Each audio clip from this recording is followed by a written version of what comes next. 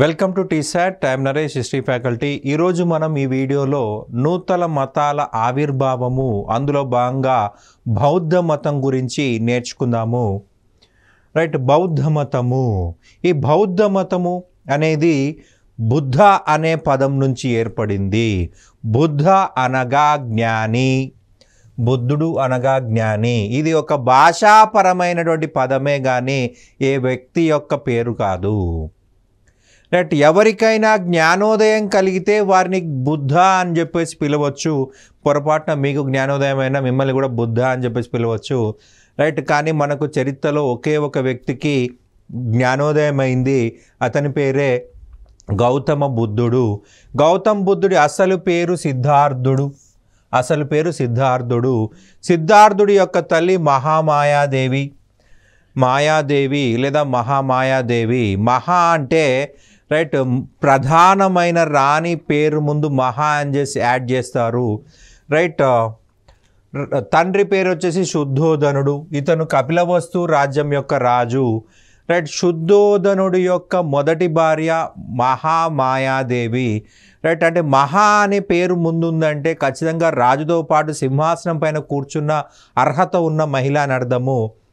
Right, మనకి ఈ యొక్క మహామాయాదేవికి ఒకరోజు తను ప్రెగ్నెంట్గా ఉన్నప్పుడు ఒక కళ వచ్చిందంట. ఆ కళలో తెల్ల ఏనుగు ఒక తామర పువ్వును తీసుకొని తన గర్భంలోకి పోతున్నట్టుగా కళ వచ్చింది.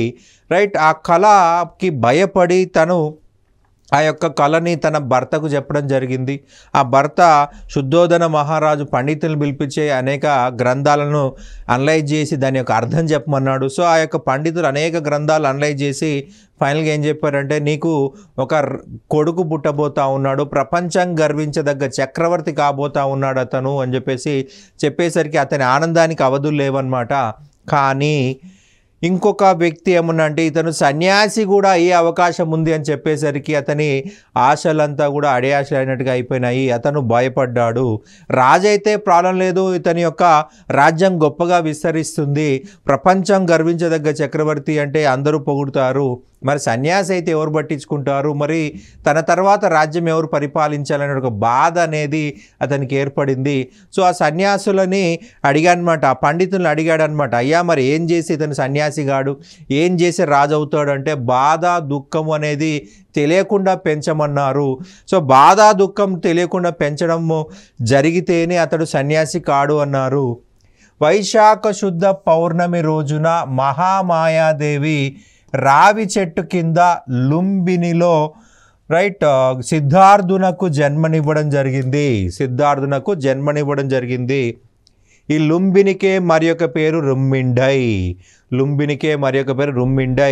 రైట్, నేపాల్లో ఉందండి, ఇది నేపాల్లో ఉంది. రైట్, ఏ రోజున జన్మించాడు? వైశాఖ శుద్ధ పౌర్ణమి.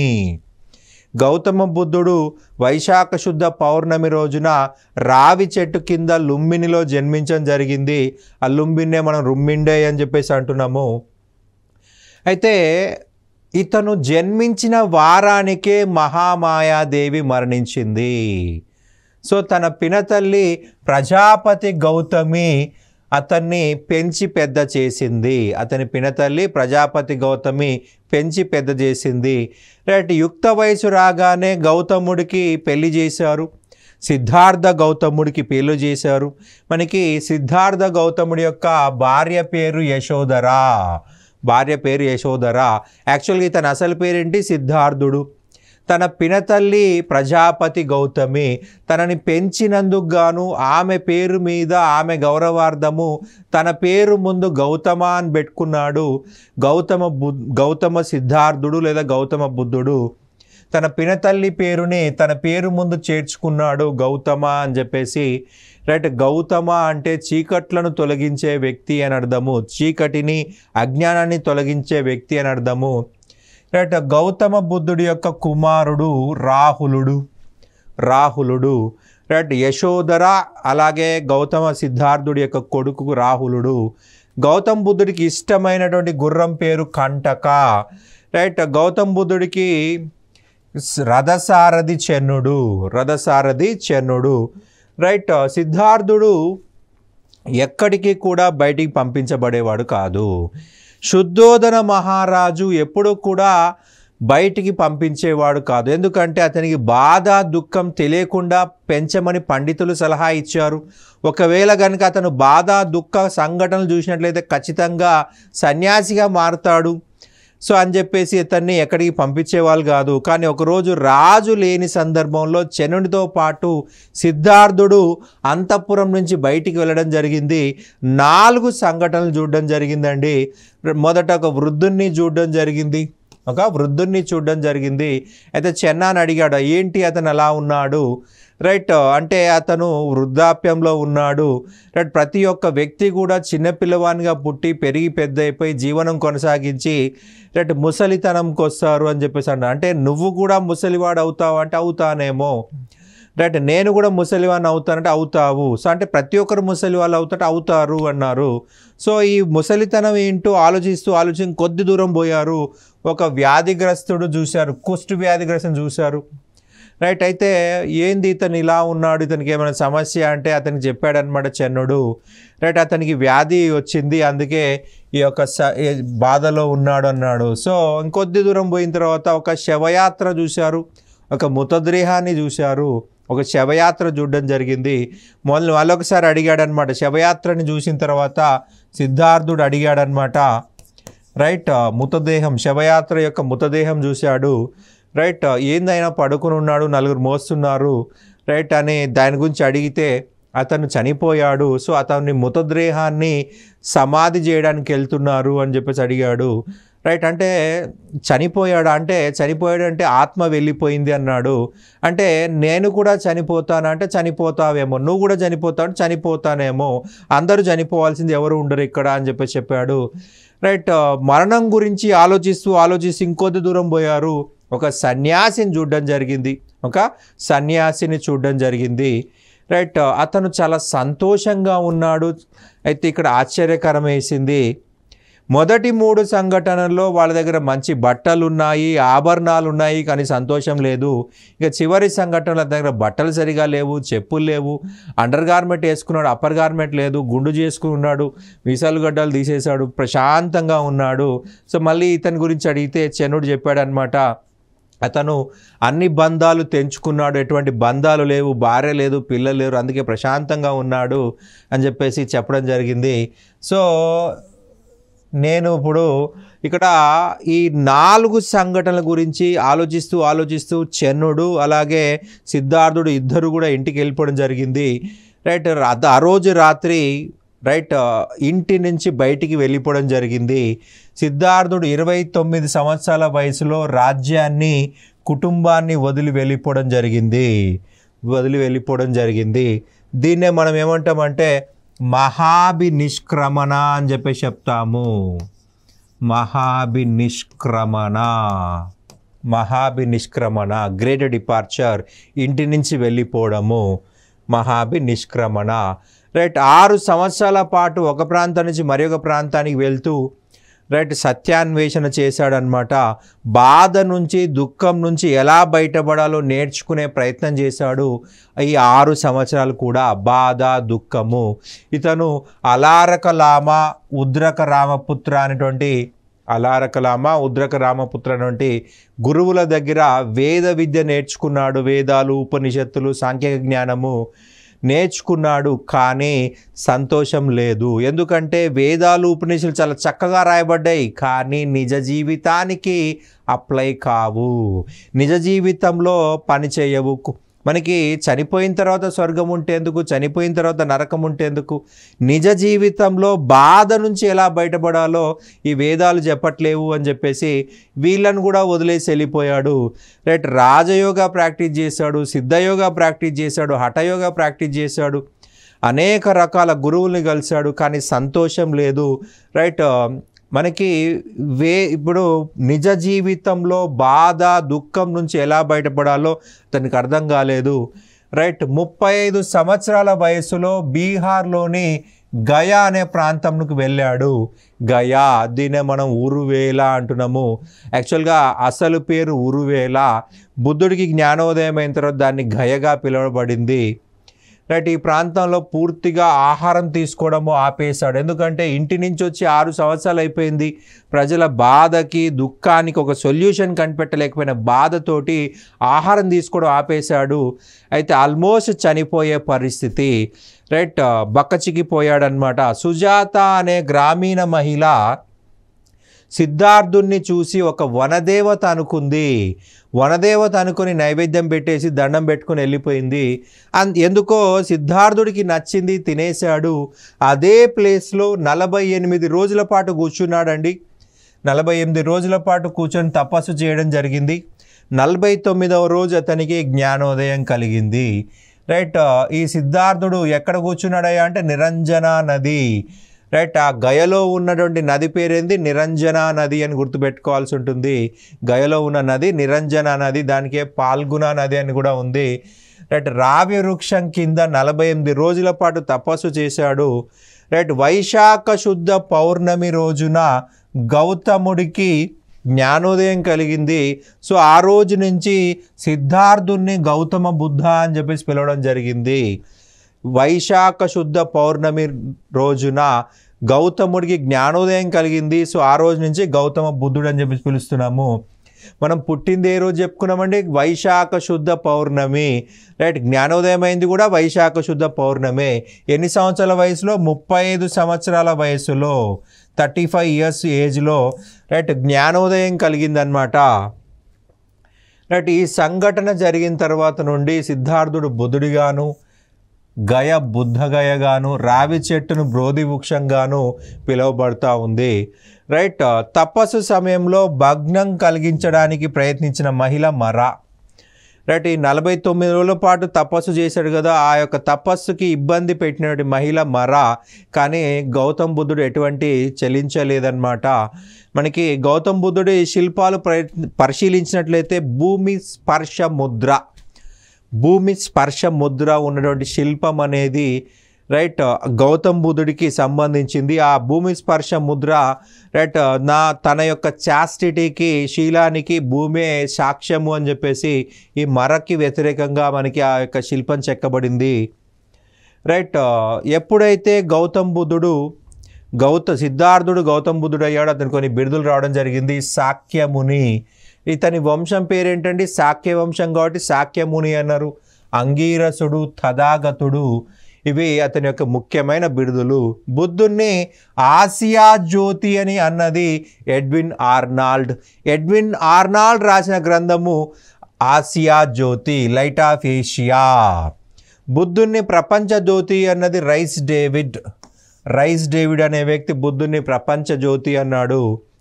రైట్. మనకి గ్రీకుల దండయాత్రల గురించి, భారతదేశం పైన గ్రీకులు దండయాత్ర చేసిన తర్వాత భారతదేశంలో వాళ్ళు గౌతమ్ బుద్ధుని గురించి తెలుసుకున్నారు. ఆ యొక్క అంశాలను అలెగ్జాండర్ భారతదేశంపై దండయాత్ర చేశాడు. సో వాళ్ళు వెనక్కి వెళ్ళిన తర్వాత కొంతమంది గౌతమ్ బుద్ధుడి గురించి సమాచారము క్లిమెంట్ అనే వ్యక్తికి చెప్పడం జరిగింది. ఈ క్లిమెంట్ అనే వ్యక్తి తన గ్రంథంలో గౌతమ బుద్ధుడి గురించి రాయడం జరిగింది. రైట్. గౌతమ్ బుద్ధుడి గురించి రాసిన మొదటి విదేశీయుడు క్లెమెంట్. ఇతను ఎలా తెలుసుకోగలిగాడు అంటే అలెగ్జాండర్ దండయాత్రలతో మనకి కొంతమంది గ్రీకులు వెళ్ళారు ఇండియాకి. సో వాళ్ళు రిటర్న్ అయిన తర్వాత వాళ్ళు కొంతమంది డిస్కషన్స్లో గౌతమ్ బుద్ధుని గురించి క్లిమెంట్ తెలుసుకున్నాడు. సో ప్రపంచానికి పరిచయం చేసిన వ్యక్తి క్లిమెంట్ అని గుర్తుపెట్టుకోవాలి. తన గ్రంథంలో గౌతమ్ బుద్ధుడి గురించి కూడా రాశాడు. రైట్. జ్ఞానోదయం అయిన తర్వాత గయ నుండి సారానాథ్కు తన 5 శిష్యులతో వెళ్ళడం జరిగింది. తను తెలుసుకున్న జ్ఞానాన్ని మొదటిసారిగా సారానాథ్లో జింకల వనంలో తన 5 శిష్యులకు బోధించాడు. రైట్. మనకి గౌతమ బుద్ధుడి యొక్క తొలి ఉపన్యాసమునే ధర్మచక్ర పరివర్తన అని అంటాము. రైట్. ఇక్కడ అష్టాంగ సూత్రాలను, ఆర్య సత్యాలను వివరించడం జరిగింది. తన 5 శిష్యులకి తన తొలి ఉపన్యాసం ఎక్కడ చేశాడండి? సారానాథ్లో చేశాడు. సారానాథ్ ఎక్కడుంది? ఉత్తరప్రదేశ్ అని గుర్తుపెట్టుకోవాలి. సారానాథ్ ఉత్తరప్రదేశ్. గయ బీహార్. గయ అనేది బీహార్ అండి. గయ బీహార్. బీహార్ నుండి ఉత్తరప్రదేశ్, మనకి సారానాథ్ ఉత్తరప్రదేశ్ సరిహద్దు ప్రాంతమే అనమాట, బీహార్ సరిహద్దు ప్రాంతమే. రైట్, ఇక్కడ 5 స్టూడెంట్స్ అని చెప్పేసి చెప్తున్నాము. రైట్, వాళ్ళ పేర్లు చూసినట్లయితే అసాగి, బాదియా, కొండన, వాపా, మహానామా. ఈ 5 స్టూడెంట్స్కి తను తెలుసుకున్న జ్ఞానాన్ని ఇవ్వడం జరిగింది. సో మనకి గౌతమ బుద్ధుడి యొక్క బోధనలు మొదట ఎక్కడ చేశాడు? సారానాథ్లో చేయడం జరిగింది. గౌతమ బుద్ధుడి బోధనలు మొదట ప్రారంభమైంది సారానాథ్లో. అతని బోధన వల్లనే బౌద్ధ మతం అభివృద్ధి చెందింది. కాబట్టి బౌద్ధ మతమునకు పుట్టినిల్లు అంటే సారానాథ్ అని మనం గుర్తుపెట్టుకోవాలి. సారానాథ్ అని చెప్పేసి గుర్తుపెట్టుకోవాలి. బుద్ధుడి బోధన వల్లనే బౌద్ధ మతం అభివృద్ధి చెందింది. సో మరి మొదట బోధన ఎక్కడ చేశాడు? సారానాథ్లో చేశాడు. కాబట్టి బౌద్ధ మతానికి పుట్టినిల్లు, ఇది మోస్ట్ ఇంపార్టెంట్, రిపీటెడ్గా అడుగుతారు, మనం కూడా కన్ఫ్యూజ్ అయ్యే అవకాశం ఉంటుంది. గౌతమ బుద్ధుడు పుట్టిన ప్రాంతము అంటే లుంబిని. గౌతమ బుద్ధుడు పుట్టిన ప్రాంతం లుంబిని. బౌద్ధ మతం పుట్టిన ప్రాంతం సారానాథ్. సో మనకి ఎగ్జామ్లో చాలామంది చేసే మిస్టేక్ ఏంటంటే బౌద్ధ మతానికి పుట్టినిల్లు అంటే సారానాథ్ కాకుండా లుంబిని ఆన్సర్ పెట్టేసి వస్తారు. రైట్, లుంబిని ఆన్సర్ పెట్టేసి వస్తారు. లుంబిని కాదు, సారానాథ్ అనేది గుర్తుపెట్టుకోవాల్సి ఉంటుంది. రైట్, సారానాథ్. ఎందుకు సారానాథ్ అంటే మొదట స్పీచ్ ఎక్కడ ఇచ్చాడు? మనకి సారానాథ్లో ఇచ్చాడు. రైట్, సారానాథ్లో మొదటిసారి బౌద్ధ మతానికి సంబంధించి బోధనలు చేశాడు. మనకి అడిగిన క్వశ్చన్ కేర్ఫుల్గా అర్థం చేసుకోలేకపోతే మనం సగం ఓడిపోయినట్లు. రైట్, మనకి లుంబినిలో గౌతమ బుద్ధుడు జన్మించాడు. రైట్, లుంబినిలో గౌతమ బుద్ధుడు జన్మించాడు. రైట్, కానీ మనకి ఇక్కడ అడిగిన క్వశ్చన్ చూడాల్సి ఉంటుంది. ప్రధానంగా క్వశ్చన్ పుట్టిన ప్రాంతం అడగట్లేదు, బౌద్ధ మతానికి పుట్టినిల్లు అన్నప్పుడు సారానాథ్ అనేది మనం గుర్తుపెట్టుకోవాలి. సారానాథ్లో బౌద్ధ మతం పుట్టింది, గౌతమ బుద్ధుడు పుట్టింది లుంబిని. చిన్న క్లారిటీ మిస్ అయితే మనకు ఒక మార్క్ మిస్ అవుతుంది. గౌతమ బుద్ధుడు లుంబినిలో జన్మించాడు, బౌద్ధ మతము సారానాథ్లో జన్మించింది, అతని బోధన వల్ల ఏర్పడింది. గౌతమ బుద్ధుడు తను తెలుసుకున్న జ్ఞానాన్ని తన మరణించే వరకు ప్రజలకి బోధించడం జరిగింది. రైట్, మనకి బౌద్ధ మతంలో సంఘ అంటే మఠము, బౌద్ధ మతంలోని మఠాలు. బౌద్ధ సంఘంలో చేరిన తొలి మహిళ ప్రజాపతి గౌతమి.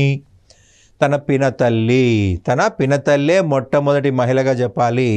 గౌతమ బుద్ధుడు లేదా గౌతమ సిద్ధార్థుడు రైట్ కపిలవస్తుకి వెళ్ళడం జరిగిందండి. కపిలవస్తుకి వెళ్తే అక్కడ ప్రజాపతి గౌతమి బౌద్ధ సంఘంలో చేరింది. రైట్, బౌద్ధ సంఘము రైట్ సన్యాసులు ఉండేటువంటి ప్రాంతమే బౌద్ధ సంఘం అంటాము. ప్రియ శిష్యుడు ఆనందుడు. రైట్, మహాపరినిర్వాణము. బుద్ధుడు తన 80వ ఏట క్రీస్తు పూర్వం 483లో కుశీనగరానికి వెళ్ళడం జరిగింది. ఈ ప్రాంతంలో చండాలుడు చెడిపోయిన పంది మాంసమును బుద్ధునికి ఇవ్వడం జరిగింది. ఇక్కడ ఆ మాంసం తిని అజీర్తి సమస్యతో వైశాఖ శుద్ధ పౌర్ణమి రోజున రావి చెట్టు కింద మహాపరినిర్వాణము లేదా మరణం చెందాడు. ఇక్కడ ప్రధానంగా చూడండి, ఒక చెడిపోయిన పంది మాంసం తిన్నాడు అంటున్నాము. రైట్, ఎందుకు తిన్నాడు? మనకి గౌతమ బుద్ధుడికి అక్కడ తెలుసు అది చెడిపోయింది అని చెప్పేసి. రైట్, చెడిపోయిన పంది మాంసాన్ని ఎందుకు తిన్నాడు అంటే అక్కడ ఇచ్చింది ఎవరు? చండాలుడు. మనము మలివేద కాలంలో చెప్పుకున్నాము, బ్రాహ్మణ తల్లికి శూద్ర పురుషుడికి పుట్టినవాడు చండాలుడు, అంటరానివాడు. ఒక అంటరానివాడు ఇచ్చిన మాంసాన్ని వ్యతిరేకించాడు అంటే అర్థము అంటరానితనాన్ని పెంచి పోషించినట్లు అవుతుంది. అంటరానితనాన్ని పెంచి పోషించినట్లు అవుతుంది కాబట్టి గౌతమ బుద్ధుడు దాన్ని నిరాకరించలేకపోయాడు. ఇక్కడ చండాలుడు అంటే అంటరానివాడు ఇచ్చినటువంటి మాంసము అది చెడిపోయిందని గౌతమ బుద్ధుడికి తెలుసు. కానీ తెలిసి ఎందుకు తిన్నాడు అంటే ఒకవేళ అది రిజెక్ట్ చేస్తే అది చెడిపోయిందయ్యా అని చెప్తే చండాలుడు అంటరానివాడు కాబట్టి ఫుడ్ రిజెక్ట్ చేశాడంటారని ఒక అపవాదు వస్తుంది. ఆ అపవాదు నుంచి బయటపడడం కోసం తనకు తానుగా రైట్ సాక్రిఫైస్ చేసుకున్నాడు అనమాట. ఈ మాంసం తిని అజీర్తి సమస్యతో వైశాఖ శుద్ధ పౌర్ణమి రోజున రావి చెట్టు కింద మహాపరినిర్వాణం చెందాడు. రైట్, మనకి ప్రధానంగా చూసినట్లయితే పుట్టింది ఎప్పుడండి? వైశాఖ శుద్ధ పౌర్ణమి. వైశాఖ శుద్ధ పౌర్ణమి. ఎక్కడ పుట్టాడు? వైశాఖ శుద్ధ పౌర్ణమిలో లుంబినిలో పుట్టాడు. రైట్. జ్ఞానోదయం ఎప్పుడైంది? జ్ఞానోదయం గయలో అయింది. జ్ఞానోదయం వైశాఖ శుద్ధ పౌర్ణమి. మరణించింది కుశీనగరంలో. రైట్. అది కూడా వైశాఖ శుద్ధ పౌర్ణమి. రైట్. మనకి సంవత్సరాలు మారినాయి కానీ నెల ఒకటే, డేట్ ఒకటే. రైట్. మనకి వైశాఖ శుద్ధ పౌర్ణమి 3 ఒకటే కాబట్టి ఈ రోజున మనకి బుద్ధ పూర్ణిమ డేగా చేసుకుంటాము. బుద్ధ పూర్ణిమ డేగా సెలబ్రేట్ చేస్తారు. త్రిపీఠకాలు బౌద్ధ మతంలోని పవిత్ర గ్రంథాలే త్రిపీఠకాలు. సుత్తా పీఠికను ఆనందుడు రాశాడు. ఆనందుడు ప్రియ శిష్యుడు అని చెప్పుకున్నాము. ఇందులో బుద్ధుని యొక్క బోధనలు ఉన్నాయి. సుత్తా పీఠికలో బుద్ధుడి బోధనలు ఉన్నాయి. పీఠికలలో మనకి పెద్దది 3 అంటే 3 పీఠకాలు, జ్ఞానం యొక్క భాండాగారాలు. 3 ధాన్యం పీఠక జ్ఞానము యొక్క భాండాగారాలు. 2 త్రిపీఠకాలు. దీనిలో అధ్యాయాలను నికయా అని అంటారు. పీఠకాలు మనకి సుత్తా పీఠిక వరకే నికయా అనేది గుర్తుపెట్టుకోవాలి. మనకి 5 ఉన్నాయండి. 5 చాప్టర్లుగా డివైడ్ చేశారు. దిగ నికయలో బుద్ధుని బోధనలు ఉన్నాయి. మజ్జిమ నికయ, కుద్ధక నికయ, సంయుక్త నికయ, అంగుత్తర నికయ. రైట్. ఈ 5 మనకి నికయలుగా చెప్పబడుతుంది. బుద్ధుని బోధనలు దిగ నికయ. రైట్. మజ్జిమ నికయ, కుద్ధక నికయ, సంయుక్త నికయ, అంగుత్తర నికయ. రైట్. జాతక కథల గురించి కుద్ధక నికయలో ఉంది. రైట్. మనకి జాతక కథలు బుద్ధుని జీవితం సంబంధించి గత జన్మలు భవిష్యత్ జన్మల సంబంధించిన సమాచారం మనకి జాతక కథల్లో రాయబడి ఉంది. అండ్ అంగుత్తర నికయలో మనకు 16 జనపదాలు క్రీస్తు పూర్వం 6వ శతాబ్ద కాలంలో ఏర్పడినటువంటి 16 గొప్ప రాజ్యాల గురించి ఇందులో రాయబడి ఉంది. ఇక నెక్స్ట్ చూసినట్లయితే వినయా పీఠిక. ఇది రాసింది ఉపాలి. రైట్. క్రమశిక్షణ నియమావళి. మనకు బౌద్ధ సన్యాసినులు ఎటువంటి జీవనం గడపాలి, ఎటువంటి జీవనం గడపకూడదు, పొద్దున్నే ఎప్పుడు లేవాలి, ఎప్పుడు మెడిటేషన్ చేయాలి, ఎప్పుడులోపు బ్రేక్ఫాస్ట్ చేయాలి, ఎప్పుడప్పుడు లంచ్ చేయాలి, ఏ టైంలో ఉపవాసం చేయాలి, రైట్, చైత్యంలో ఎప్పుడు ఉండాలి, విహారంలో ఎప్పుడు, ఇవన్నీ కూడా మనకి క్రమశిక్షణ నియమావళి అనేది ఉంది. బౌద్ధ భిక్షువులు సన్యాసులు యొక్క ప్రవర్తన నియమావళి మార్గదర్శక సూత్రాలు ఈ వినయా పీఠికలో ఉన్నాయి. ఈ ఉపాలి వచ్చేసి ఒక మంగలి, బార్బర్, క్షురకుడు మంగలి అన్నమాట. రైట్. అభిధమ్మ పీఠిక. రైట్. మొగలిపుత్త తిస్స రాయడం జరిగింది. అశోకుడి కాలంలో బౌద్ధ తత్వం గురించి వివరిస్తూ మనకి ఈ యొక్క మొగలిపుత్త తిస్స అభిధమ్మ పీఠిక రాశాడు. బౌద్ధ మతంలో స్తూపాలు అనేవి అత్యంత ముఖ్యమైనది. స్తూపము అంటే మట్టి దిబ్బ. మన ఈ యొక్క పిక్చర్లో చూడొచ్చండి. సాంచీ స్తూపం మనకి పిక్చర్లో కనిపిస్తూ ఉంది. రైట్. సాంచీ స్తూపము. ఓకే. ఇక్కడ మనకి దీన్నే అండా అని చెప్పేసి చెప్తాము. అండా విశ్వానికి సింబల్ ఇది అండా. దీన్ని హార్మిక అని చెప్పేసి అంటాము. ఇది ఛత్ర. ఓకే. 4 దిక్కుల 4 ఎంట్రన్స్లు కట్టారండి. తోరణాలు మనకి ఇక్కడ చాలా డెకరేటివ్ వేలో కన్స్ట్రక్ట్ చేశారు. 4 దిక్కుల 4 తోరణాలు ఇక్కడ కనిపిస్తాయి. రైట్. చుట్టూ కూడా ప్రదక్షిణాపదం మనకి కనిపిస్తుంది. రైట్. గౌతమ బుద్ధుడి అవశేషాలపై నిర్మాణాలే రైట్ మనకి స్తూపం అని అంటాము. గౌతమ బుద్ధుడి అవశేషాలపై నిర్మించిన నిర్మాణాలు, ఒక వేదికపై నిర్మించిన అర్ధ గోళాకార నిర్మాణమే స్తూపము. మనకి దేవాలయంలోకి లోపల పోయినట్టుగా ఈ స్తూపంలోకి పోవడం ఉండదు. కంప్లీట్గా మూయబడి ఉంటుంది. ఇది దేవాలయం కాదు, మనకి జస్ట్ సింబల్స్ అన్నమాట. రైట్. ఇందులో పోవడానికి కుదరదు. స్తూపం అనేది బుద్ధుడికి చిహ్నము. పూర్తిగా కవర్ చేయబడి ఉంటుంది. ఇటుకలతో కట్టబడింది. స్తూప స్తంభం అనేది భూమిని స్వర్గాన్ని కలిపే వారధి. స్తూప గుమ్మటం అనేది విశ్వానికి ప్రతీక. మనకు అండా అని చెప్పుకున్నాం కదండి. ఆ అండానే మనము విశ్వానికి ప్రతీక అని చెప్పేసి చెప్తున్నాము. అండా.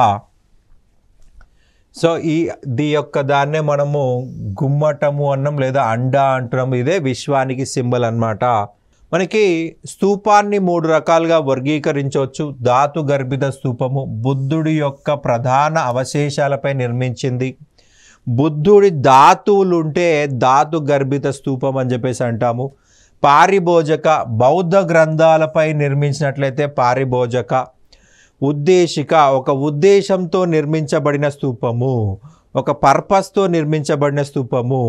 స్తూపం లోపల బుద్ధుడి అస్థికలు కానీ బౌద్ధ గ్రంథాలు కానీ ఉండవు. ఒక ఉద్దేశంతో, ఫర్ ఎగ్జాంపుల్ నాకు సో జరిగితే నేను ఒక స్తూపం కట్టిస్తాను అని చెప్పేసి ఆ కాలంలో కోరుకునేవాళ్ళు. ఇప్పుడు ప్రజెంట్ ఎలాగైతే కొంతమంది కోరికలు కోరుకుంటారు, సో అయితే నేను సో ఇస్తాను, నిలువు దోపిడీ ఇస్తాను, అది ఇస్తాను, ఇది ఇస్తాను. అలాగా బౌద్ధ మతంలో కూడా ఉంది. రైట్, మరి నాకు సో నేను ఈ యొక్క లక్ష్యాన్ని చేరుకున్నట్లయితే నేను నీకు స్తూపం కట్టిస్తాను. సో అటువంటప్పుడు ఇందులో ఎటువంటి బుక్స్ కానీ అలాగే గౌతమ్ బుద్ధుడి ధాతువులు కానీ ఉండవన్నమాట.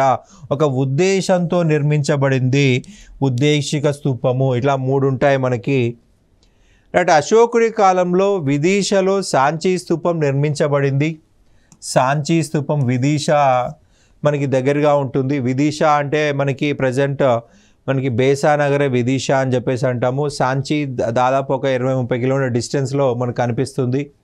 రైట్, తక్షశిలలో ధర్మార్థిక స్తూపము మరియు ధాన్యాకటకంలో అమరావతి స్తూపము అశోకుడే కట్టాడు. రైట్, తక్షశిల ప్రస్తుతం పాకిస్తాన్కి వెళ్ళిపోయింది, కానీ ఆ కాలంలో భారతదేశమే. భారతదేశంలో అతి పురాతనమైన స్తూపము పిప్రవాహ. ప్రజెంట్ ఇది ఉత్తరప్రదేశ్ రాష్ట్రంలో ఉందండి. భారతదేశంలో అతి పురాతన స్తూపం అంటే పిప్రవాహ, ఉత్తరప్రదేశ్. అండ్ తెలంగాణలో అతి పురాతనమైన స్తూపం చూసినట్లయితే నేలకొండపల్లి స్తూపము. దీన్నే విరాటరాజ గద్దె అని పిలుస్తాము. విరాటరాజ గద్దె అని చెప్పేసి పిలువబడతా ఉంది స్థానికంగా. నేలకొండపల్లి స్తూపాన్నే విరాటరాజ గద్దె అని చెప్పేసి పిలవడం జరిగింది. భారతదేశంలో అతిపెద్ద స్తూపము సాంచీ స్తూపము, మధ్యప్రదేశ్. తెలంగాణలో అతిపెద్ద స్తూపము నాగార్జునకొండ. ఈ స్తూపంలో బుద్ధుడి శిష్యుడైన ఉపాలి గురించి కలదు. ఉపాలి ఒక మంగలి. రైట్, మనకి బుద్ధుడు అందరికీ సమప్రాధాన్యత ఇచ్చాడు. కుల పట్టింపులు ఏమీ ఇవ్వలేదు. కుల పట్టింపులు అనేవి ఏమీ లేవన్నమాట. అందరూ సమానమే. ఒకసారి రాజకుమారులు వచ్చారు. వాళ్ళకంటే ముందు ఒక ఉపాలి అనే మంగలి వచ్చాడు. అక్కడ రాజకుమారులు వచ్చారని చెప్పి వాళ్ళకి మొదట బౌద్ధ మతం ఇవ్వలేదు, ఈ ఉపాలికి ఇచ్చాడు. అందరూ సమానమే, అందరూ సన్యాసులు కావడానికి వచ్చిన వాళ్ళు, ఎవరు ఎక్కువ కాదు ఎవరు తక్కువ కాదు. ఇక నెక్స్ట్ చూసినట్లయితే చైత్యాలు బౌద్ధ మతస్థుల యొక్క ప్రార్థనా మందిరాలే చైత్యాలు లేదా దేవాలయాలు. రైట్, బౌద్ధ మతస్థుల దేవాలయాలు లేదా ప్రార్థనా మందిరాలు చైత్యాలు. విహారాలు బౌద్ధ సన్యాసుల యొక్క విశ్రాంతి మందిరాలు. రైట్, రాత్రిపూట పడుకోవడం కోసం నిర్మించబడిందే విహారాలు. నాసిక్ విహారము, కార్లే విహారము. రైట్, ఇక ఆరామాలు ఒకే ప్రాంతంలో స్తూపము, చైత్యము, విహారము ఉన్నట్లయితే దాన్ని ఆరామం అని అంటాము. ఒకే దగ్గర స్తూపం ఉండాలి, చైత్యం ఉండాలి, విహారం ఉండాలి. బెస్ట్ ఎగ్జాంపుల్ అంటే నలంద ఆరామం బీహార్, నాగార్జునకొండ ఆరామం గుంటూరు. రైట్, ఇవి మనకు ముఖ్యమైన ఆరామాలు. ఒకే దగ్గర స్తూపం ఉండాలి, చైత్యం ఉండాలి, విహారం ఉండాల్సి ఉంటుంది. రైట్, మనకి మధ్యే మార్గము గౌతమ బుద్ధుడి బోధనలో అతి ముఖ్యమైనది మధ్యే మార్గము. అమితమైన ఆనందానికి అమితమైన దుఃఖానికి లోను కాకుండానే మధ్య మార్గం ఉండాలి అని సూచిస్తాడు గౌతమ బుద్ధుడు. డబ్బులు ఉన్నాయని విపరీతంగా సంతోషపడకూడదు. రైట్, డబ్బులు లేవని పిసినారిగా బతకూడదు, మధ్య మార్గం ఉండాలి అంటాడు. రైట్, ప్రార్థనల ద్వారా బలుల ద్వారా మోక్షం పొందలేము. రైట్, ప్రార్థనల ద్వారా బలుల ద్వారా మోక్షం పొందలేము. గౌతమ బుద్ధుడు కొన్ని అంశాల గురించి మాట్లాడలేదు. దేవుడు గురించి మౌనం వహించాడు. గౌతమ బుద్ధుడు ఆత్మ గురించి చెప్పలేదు, మోక్షం గురించి మాట్లాడలేదు, దేవుడి గురించి మాట్లాడలేదు, ఆత్మ గురించి మాట్లాడలేదు, మోక్షం గురించి మాట్లాడలేడు. రైట్, దేవుడి గురించి మాట్లాడలేదు కాబట్టి ఇతన్ని ఏమని పిలిచారంటే ఆగ్నేయవాది. ఆగ్నేయవాది. దేవుడు ఉన్నాడు అని చెప్పలేదు, దేవుడు లేడని కూడా చెప్పలేదు. రైట్, దేవుడి విషయంలో మౌనం వహించాడు. ఎవరైనా దేవుడి గురించి చర్చ జరుపుతూ అక్కడి నుంచి వెళ్ళిపోయేవాడు. ఆత్మ, మోక్షము, పునర్జన్మ వీటన్నిటి గురించి మాట్లాడలేదు. ఎందుకు మాట్లాడలేదంటే ఈ యొక్క అంశాలని వాటిని ప్రూవ్ చేయడం అసాధ్యము. దేవుడు ఉన్నాడని ప్రూవ్ చేయలేం, లేడని ప్రూవ్ చేయలేము. ఆత్మ ఉందని చెప్పలేం, లేదని చెప్పలేం. మోక్షం ఉందని చెప్పలేం, లేదు. వాటికి పర్ఫెక్ట్ డెఫినేషన్స్ ఇవ్వడానికి ఇటువంటి మిషన్స్ కానీ ఏమీ కానీ లేవన్నమాట. అందుకే బుద్ధుడు సైలెంట్ అయిపోయాడు. బుద్ధుని గత జన్మలకు సంబంధించిందే జాతక కథలు. బుద్ధుని మరియు బోధిసత్వుల జన్మలకు సంబంధించిన కథలు సుత్తాపీఠికలోని కుద్దకనికయలో వివరించబడ్డాయి. తొలి బౌద్ధ సాహిత్యం అంతా కూడా పాలీ భాషలో రాయబడింది. రైట్, మనకి జాతక కథల ప్రకారం బుద్ధుడు 551 సార్లు జన్మించాడు. వీటిని 1600 నుంచి 1800 మధ్యలో క్రితము రాశారు. ఉదాహరణకి ఈసా గౌతమి కథ. Right, this is Buddhism. Right, ఇది మనకి ఎగ్జామ్ పాయింట్ ఆఫ్ లో చాలా ఇంపార్టెంట్. Thank you.